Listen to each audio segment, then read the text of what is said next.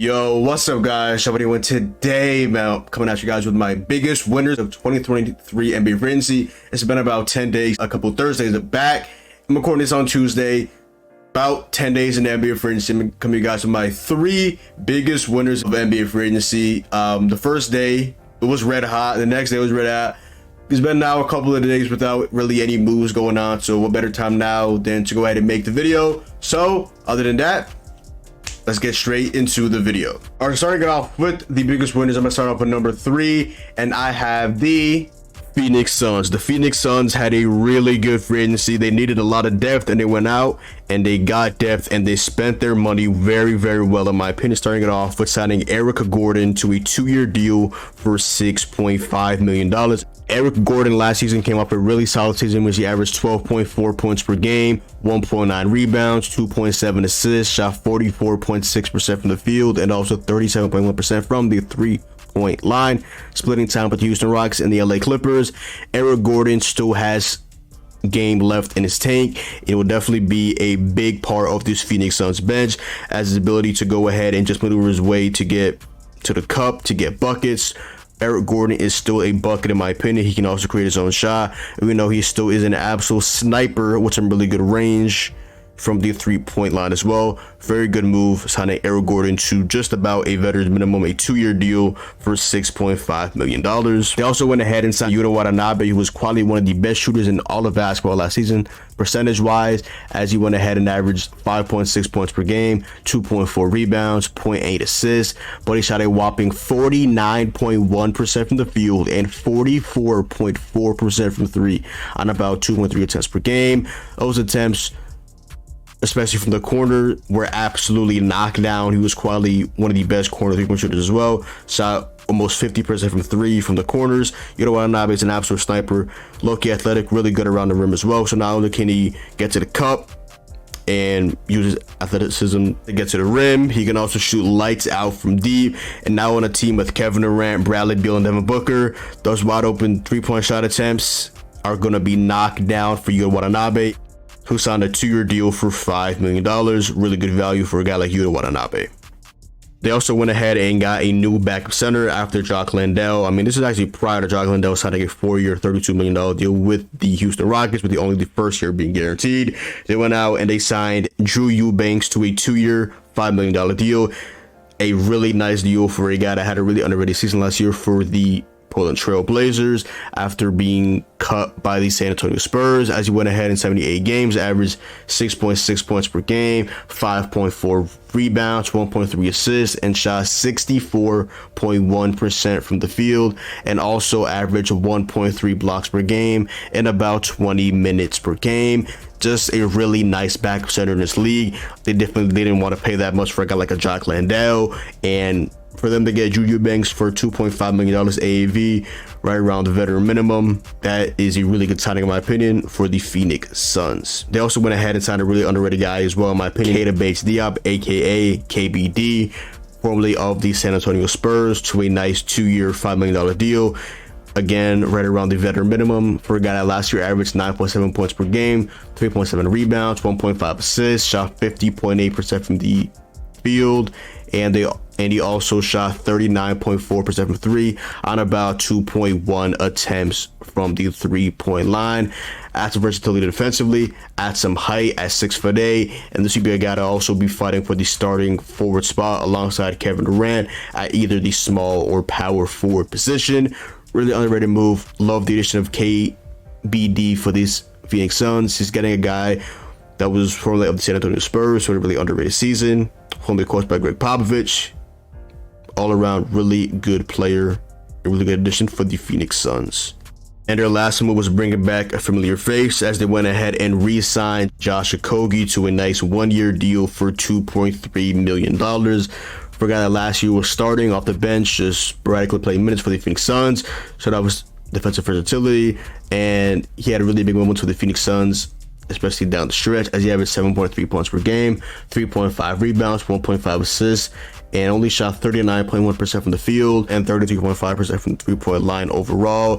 Josh Okogie is a guy that brings that defensive versatility for the Phoenix Suns, who desperately need it, as they're a team with a lot of scoring but not enough defense, in my opinion. But these last couple additions have definitely given them an identity on the defensive side of the basketball, especially, like I said, a guy like a Keita-based Diop, and also a guy like a Josh Okogie as well. Very underrated moves, in my opinion. All right, so now to my second biggest winner of free agency, I have the Milwaukee Bucks, who had a really good free agency. They didn't really have too much traction, but they went ahead and did what they needed to do, and that started off with bringing back Chris Middleton on a 3-year deal for $102 million. Chris Middleton obviously is the second option for the Milwaukee Bucks, and they will not go as far as they were going in years past without Chris Middleton. Even though he has been injury prone the last couple of seasons, Chris Middleton is still one of the best number 2 options in basketball at points. Can take him not only a game but also a series as well. As this past season, he averaged 15.1 points per game, 4.2 rebounds, 4.9 assists, and shot 43.6% from the field and 31.5% from the three-point line overall. Did not have a great season whatsoever, as he only played 33 games and only 24 minutes accrued in those 33 games. He was really playing off the bench and really just did not really get his feet wet at all. He just didn't get it going for the Milwaukee Bucks. Did have a pretty good series against my Miami Heat in the first round of the playoffs, where he was absolutely lethal. It felt like that man could not miss from the midi, attacking the rim. The three-point shot was absolutely lethal. He definitely was getting his feet wet come playoff time, but unfortunately for him, he just couldn't get it going in the regular season, and he was really injured for a majority of the season. But we know how good of a player Chris Middleton is. Bringing him back for the Bucks team was absolutely a need, not a want. The Bucks aren't going far in the playoffs without Chris Middleton. The man is an absolute bucket. They also went ahead and re-signed Brook Lopez, who finished second this year in Defensive Player of the Year, to Memphis Grizzlies power forward Jaren Jackson Jr. Brook Lopez re-signed on a 2-year deal for $48 million. They went ahead and pried him for the Houston Rockets, who apparently thought they had him, until Brook Lopez said, nope, going back to Milwaukee and doing my thing over there with Giannis. And last year, he averaged 15.9 points per game, 6.7 rebounds, 1.3 assists, shot 53.1% from the field, 37.4% from the three-point line, and averaged 2.5 blocks per game. Brook Lopez feels like every single year he gets better. He is now 35 years old with no chance of slowing down whatsoever. One of the league's best rim protectors, really good at spacing the floor, and just a really good player overall. A guy that can really be a number 3 guy at points for this Milwaukee Bucks team. He really is the number 3 guy for this Milwaukee Bucks team, for being honest, at points. Obviously, there's Jrue Holiday as well, but Jrue Holiday has his playoff blunders here and there. But we do know that obviously he's the third best player on the Bucks, but at points, Brook Lopez can obviously be that the guy as well. He showed that come playoff time, like I just said as well. He's a big part of this team. They're not going far as well with him. To be able to protect the rim like he has, the ability to bait people to go up on him and just absolutely send that thing out the way. Be able to play 4-5 with him and Giannis. If he was gone, your 5 and 4 would be Giannis at the 4, Bobby Portis at the 5, kind of a small ball 5, Bobby at the 5. I like Bobby, but at the 5 starting, that's crazy. Let's be honest. Especially going from Brook Lopez and leading rim protector to Bobby Portis, not a really rim protector at all. That stuff. They also went ahead and re-signed Jay Carter, who they traded 5, 6 second-round picks from the Brooklyn Nets after the trade with the Kevin Durant Suns Nets trade as well. They went ahead and re-signed Jay Carter to a 1-year contract, probably around a veteran minimum. Last year, he had a 6.9 points per game, 3.8 rebounds, 1.5 assists, shot 47.9% from the field, and 43.6% from 3 on about 3.1 attempts in 18 regular season games. As you know, he sat out majority of the season because he was sad that Cam Johnson, a much better player, was getting a starting spot over him, and then he came back and got traded to the Nets, immediately got traded to the Bucks, who then he ended up playing back at minutes 4 and barely played at all in the first round matchup against my Miami Heat. And he said, I don't know what I'm gonna do here, I don't know what my role is here. And then he went out and re-signed with them. I mean, we know he still is a good shooter in this league. Just needs to go ahead and show that he's still good on defense as well. And that's about it for Jay Crowder. The Bucks also went ahead and got a shooter, which they desperately needed, in my opinion. The depth of the Bucks really killed them this postseason, in my opinion. So that's why they went ahead and signed Malik Beasley, formerly of the Timberwolves, the Jazz, and the Lakers, to a nice 1-year deal for $2.7 million. Malik Beasley last season averaged 12.7 points per game, 3.5 rebounds, 1.5 assists, shot 39.5% from the field, and 35.7% from the three-point line. Nick Beasley is a really good shooter in this league. Didn't really get it going with the Lakers, but we know how good he was with the Timberwolves as he led the league in three-point shots off the bench. The man is an absolute lethal shooter. Just desperately needed to change scenery. Just wasn't getting it going with the Lakers. He had a decent stretch, and then he didn't have a decent stretch. Then they got benched. Didn't really get played in the playoffs, and we know his time in LA was definitely cooked after that. But with the Milwaukee Bucks, he'll obviously be off the bench, and hopefully for him, he can bring it back and show that he's still a really good shooter in this league, because the Lakers stretch definitely was not good. All right, so going now on to my biggest winner, my number one biggest winner of 2023 NBA free agency. I have the Los Angeles Lakers, who in my opinion, obviously I feel like had the best offseason. They went ahead and made the right moves to make the Lakers one of the best teams in basketball, as they were in the second half of the season last season, right after the trade deadline. They went ahead and first off signed Austin Reeves to an absolute level contract, a nice 4-year deal for $56 million. Last year, he averaged 13 points a game, 3 rebounds, 3.4 assists, shot 52.9% from the field, and 39.8% from 3 on 3.4 attempts per game. Austin Reeves was really second out the season on. When he was finally put in the starting lineup, he was able to spread his wings, do his thing, show off his playmaking, show off his shot creation, show off his ability to get to the rim, show off his shooting, the mid-range and the three-point shot as well, and just show off that he's a really good player in this league. And the fact that they got him for $56 million for 4 years, absolute steal. It's the max they could have offered him, and the fact that they was able to retain him for that price, very good move for the LA Lakers in my opinion. They also went ahead and re-signed Rui Hachimura to a nice 3-year deal for $51 million. Hachimura, who they got for a couple seconds at Kendrick Nunn at the trade deadline from the Washington Wizards, played really well in the playoffs for them. He really showed off his ability to not only shot create in the mid-range, but also the three-point shot as well. Hachimura came into the Lakers not really known as a good three-point shooter. The fact that he just transcended his game to be a really good three-point shooter, shot upwards of like 50% from 3, I believe, in the playoffs. Yeah, that man was absolutely lethal, absolutely knocked down, ability to get to the rim, be really good at the mid-range, which we knew already, but the three-point shot, that level, that's crazy.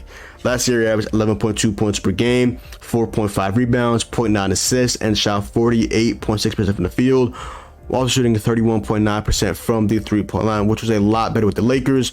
As with the Lakers, Rui Hachimura really, I don't know what it was, maybe it was full handy, I don't know what it was, but especially come playoff time, that man was absolutely lethal in the playoffs from the 3-point line. The Lakers also went ahead and re-signed D'Angelo Russell on a 2-year deal for $37 million. D'Angelo Russell really didn't have a big market this season, let's be honest. The fact that he played that poorly come playoff time, yeah, he did not play well at all come playoff time. I think the only good series he had potentially was the, I want to say, the Warrior series. I know he played absolutely piss poor in the series against the Denver Nuggets, and the points he got benched and didn't play at all in the fourth quarter. But I still have faith in D'Angelo Russell. He just had an awful stretch. I don't think he's that bad. I'm not super high on D'Lo anymore, but I don't think he's as bad as he portrayed in that Nuggets series. But last year, he averaged 17.8 points per game, 3 rebounds, 6.2 assists, shot 46.9% from the field, and also shot 39.6% from the three-point line as well. D'Angelo Russell is still a good player in this league. He just had an awful stretch. Definitely going to need him to shake off the playoff D'Lo talk. Definitely need him to actually have a good playoff run consistently for getting paid this much money. But aside of that, solid deal in my opinion for the LA Lakers retaining D'Angelo Russell to stay as their starting point guard this season. The Lakers also went ahead and signed my guy Gabe Vincent to a nice 3-year deal for $33 million. Gabe Vincent last year averaged 9.4 points per game, 2.1 rebounds, 2.5 assists, and also shot 40.2% from the field, and also shot 33.4% from 3 on about 5.1 attempts per game. Gabe Vincent was one of the guys that really grew on me for the Miami Heat this season as a Heat fan. At points, other Heat fans as well were like, Gabe Vincent might not make it to the next NBA contract. He was playing that poorly. Then all of a sudden he flipped the switch, especially come playoff time. He had a really good series against the Celtics, and he had a really good series, not overall, but a really good game 1 and game 2 of the NBA Finals, another big stage imaginable of the NBA Finals against the Denver Nuggets. He had a really good game 1, a really good game 2, and a really good series overall against the Boston Celtics. and my boy got absolutely paid. Shout out to Gabe Vincent, gonna be the backup point for the LA Lakers now. He's able to shot create, be a solid playmaker, and be a really underrated defender as well. Gabe Vincent for $11 million AAV. Do not hate that at all for the LA Lakers. The Lakers also went ahead and signed another underrated guy in Cam Reddish. Cam Reddish is a guy that I've still not given up on, still buying stock in Cam Reddish. This is really the last of it right now. Let's be honest. They signed Cam Reddish to a 2-year deal for $4.6 million. Cam Reddish was the number 10 overall pick in 2019, and after his contract was up, he is now signing for a veteran minimum. This might be one of the last times of Cam Reddish's career, for being completely honest, if things don't go right. Hopefully they do go right and he continues his NBA career off. He had a really good stretch with the Hawks, and then he went to the Knicks. He had an alright stretch, and then they just benched him. But the Blazers had a pretty decent stretch as well after the trade with Josh Hart, and now he's with the Lakers. And last year I was 9.7 points per game, 2.2 rebounds, 1.4 assists, shot 44.6% from the field and 31.3% from the three-point line as well. The Lakers are known as one of the best developmental teams in the NBA. They unlocked Austin Reeves, they unlocked Rui Hachimura. Hopefully for them, they can unlock Cam Reddish as well. The potential is there. We just need the consistency, because we know there's a good player in Cam Reddish. If there's any team to break that out of Cam Reddish, it is the LA Lakers. They also went ahead and signed Taurean Prince to a 1-year deal for $4.5 million. Very underrated move for a really good 3-and-D role player this league, and they got a Taurean Prince. So last year averaged 9.1 points per game, 2.4 rebounds, 1.6 assists, shot 46.7% from the field, and also 38.1% from 3 on 3.6 attempts per game. And he was an absolute knockdown shooter from the corners, which have a lot of attempts on a team with Anthony Davis and LeBron James. The 3-point attempts will definitely not be scarce. He'll definitely will have his opportunities, and hopefully for the Lakers, he can knock them down like he did last year with the Minnesota Timberwolves, as he had, like I said, a pretty underrated season last year for the Minnesota Timberwolves. Lakers also went ahead and signed Jackson Hayes to a 2-year deal for $4.6 million.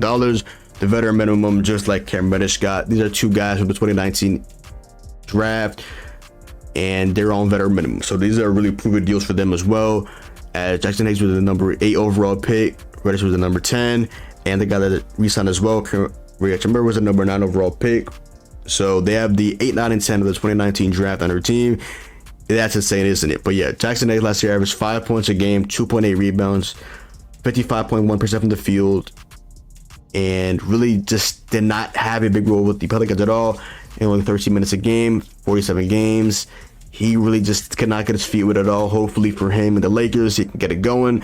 The potential is there. He's an absolute high flyer. The potential for his defensive versatility in terms of shot blocking, his ability to get up and catch lobs is there as well. As a backup center for the veteran minimum, why not for the Lakers? Pretty solid move for them, in my opinion. Yeah, yo, that is, in my opinion, my 3 biggest winners of 2023 NBA free agency. Hopefully you guys did go ahead and enjoy that. If you guys have any of your winners of free agency, go ahead and comment it down below. In my opinion, these are my moves, and the winners as well, the Lakers. Clap it for the Lakers. They had a phenomenal free agency, brought back a lot of the guys, and got some nice role players as well. So shout out to the LA Lakers. Really underrated, not really underrated, but nice offseason for them overall. But yeah, but other than that, yo, that is the video. Go down below, drop a like, comment down below, subscribe, follow me on Twitch, Twitter, and Instagram. Boy John. Hope you guys enjoyed the video, and I'm out, man. Peace.